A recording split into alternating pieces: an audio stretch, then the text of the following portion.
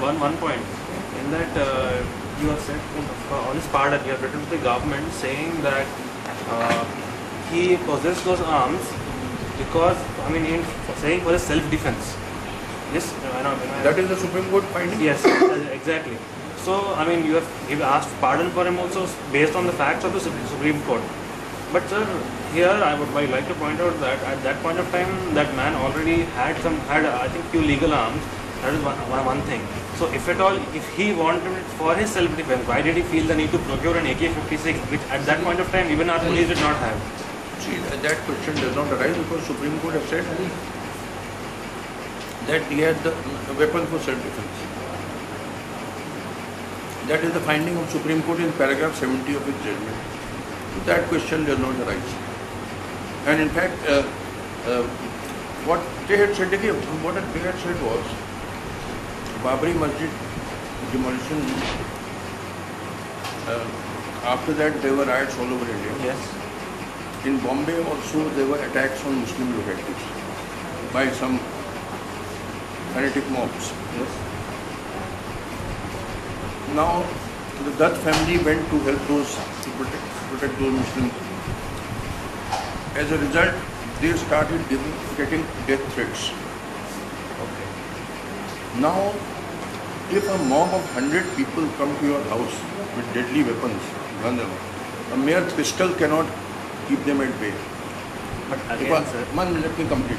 If a mob of 100 people come with guns into your house, do you think you can protect yourself with just a pistol? You will need an automatic rifle to defend yourself. That's the finding of Supreme Court. Then if you are not happy with the finding of Supreme Court, go to the Supreme Court, say that your finding is wrong. See paragraph 70 of the judgment.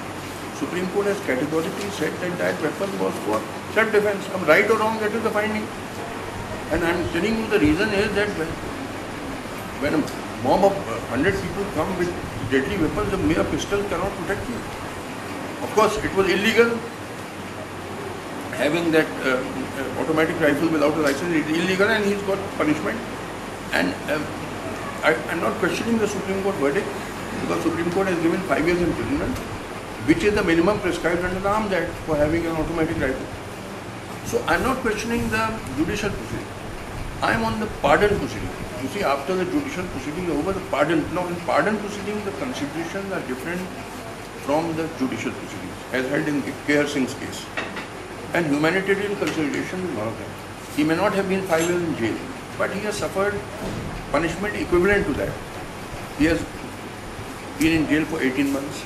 When he was released on bail, after 18 months, it took him 5 or 6 years to restore his career, because he was branded as a terrorist. He was socially boycotted. No film producer would offer him a role, thinking that the film may remain incomplete, he may again have to go to jail. He could not get bank loans. It took him 5 or 6 years, and only after this Munna Bhai film, after that, he faced a lot of problems for going abroad for film shooting. Every time he had to take permission from the court. So on. Then he has got married, has 2 small children. Taking all these facts together, what I said that he has suffered for 20 years. May not be 5 years in jail, but it is equivalent to that. So now, what do you want? You want a pound of flesh from Sanjay Gandhi, like Shylock in Shakespeare's Merchant of Venice? Should we not adopt the approach of Portia, who said that justice should be tempered with mercy? That is what I have been saying again and again. Sir, on humanitarian consideration, considering that he has suffered for 20 years now, have some humanitarian feelings. This is what I said. Sir, अगर संजय दत्त के पास AK-56 नहीं होता, तो क्या उनका अंजाम भी गुजरात के फॉर्मर MP एहसान जाफरी का होता? I don't know क्या होता, but that is speculative. But the fact is that he had this automatic rifle, for which Supreme Court verdict is correct, क्योंकि minimum sentence 5 साल है Arms Act. तो वो तो Supreme Court ने. No, sir, basically why there's so much of public outrage is because, you know, there have been other cases also, like for example, there was a man in Assam where a gun was found by mistake in his bag, and that man, you know, he died in jail. So in Sanjay Dutt's case, you know, even the question of from whom he got the gun That was also a question. The kind of links he had at that point of time. That is why there is so much outrage. You know, when in fact he was supposedly reportedly had. I can't understand what is your question. No, the reason why there's so much talk about against your pardoning the public and among a lot of groups is because of the fact that from how Sunrisers managed to get the guns, you know, at that point of time. And I'm saying that he was guilty, he should be punished, he has been punished. I have just told you this, he deserved punishment for having an automatic rifle without a license. He deserved punishment, and the Arms Act says minimum is 5 years, and he has got 5 years. But what I'm saying is that in pardon proceedings, the consideration are different from the judicial proceeding. Humanitarian aspect is also there. So he has undergone 20 years of harassment in various forms. Now we should have some humanitarian feeling. He may not have been 5 years in jail, but he has suffered equivalent to 5 years, maybe more.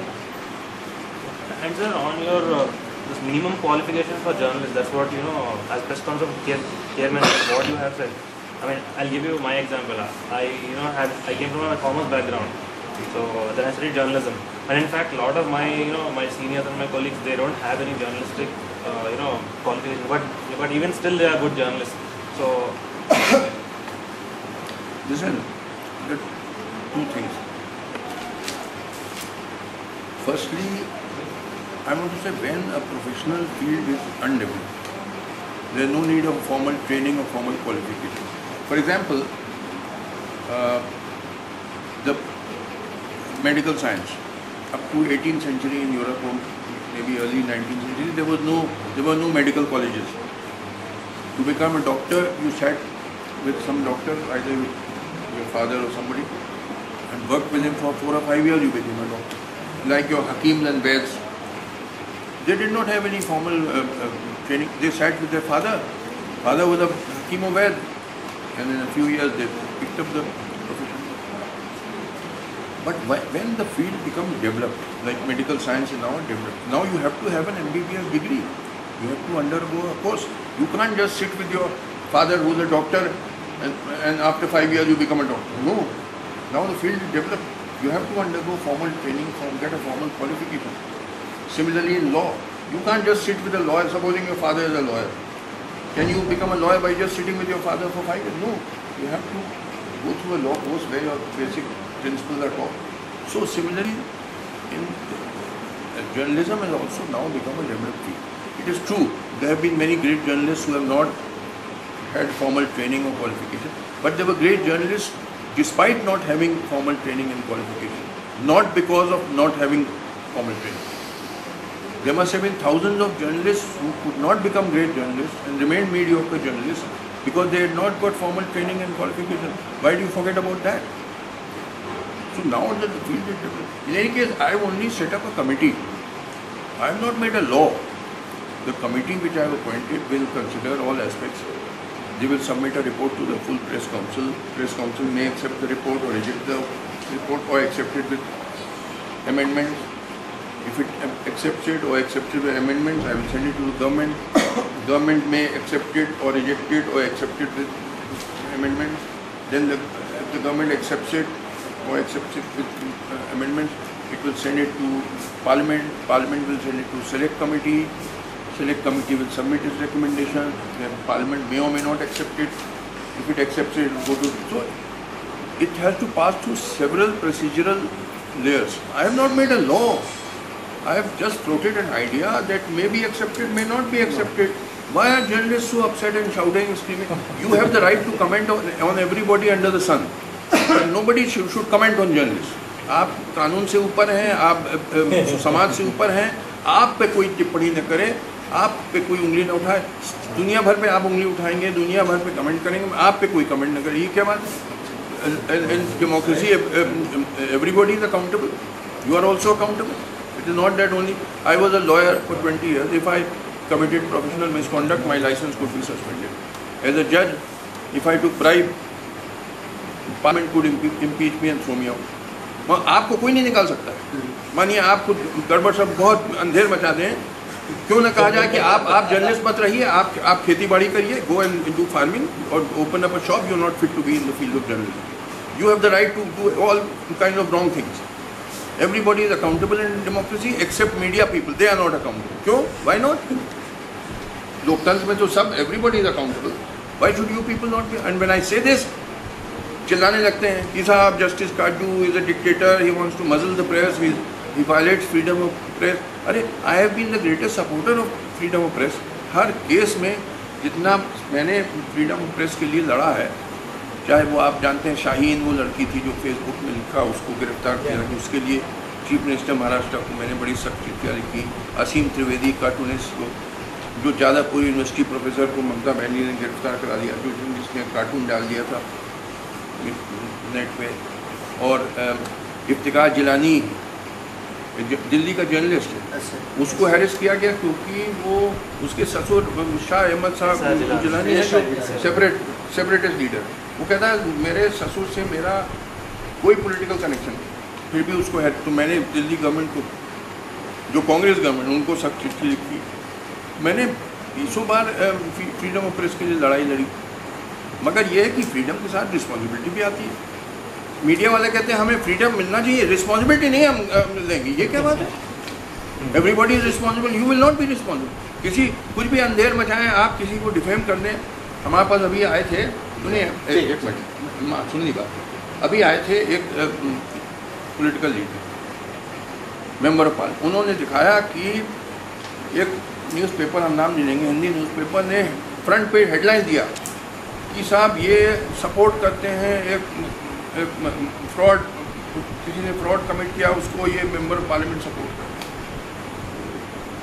उन्होंने मुझे एक चिट्ठी दिखाई. मैंने बोले कि मेरे constituency के प्रधान ने मुझे एक चिट्ठी लिखी कि साहब बिला वजह किसी को परेशान किया जा रहा. मैंने बस चिट्ठी भेजी टू द फॉरेन मिनिस्टर कि साहब ये नेपाल से कोई आया है, आप बस इंक्वायरी, फेयर इंक्वायरी करिए, बस इतना लिखा. ये नहीं कहा उसको मदद कीजिए. और ट्विस्ट करके आप लोगों को तो सेंसेशन चाहिए, कोई ना कोई आप किसी का धोती उतार दें, इसमें आपको देर नहीं लगती ज़्यादा. किसी को आप डिफेम कर दें, इसमें कोई आपको परेशानी नहीं है. Not always but very often करते हैं कि नहीं करते. This is wrong.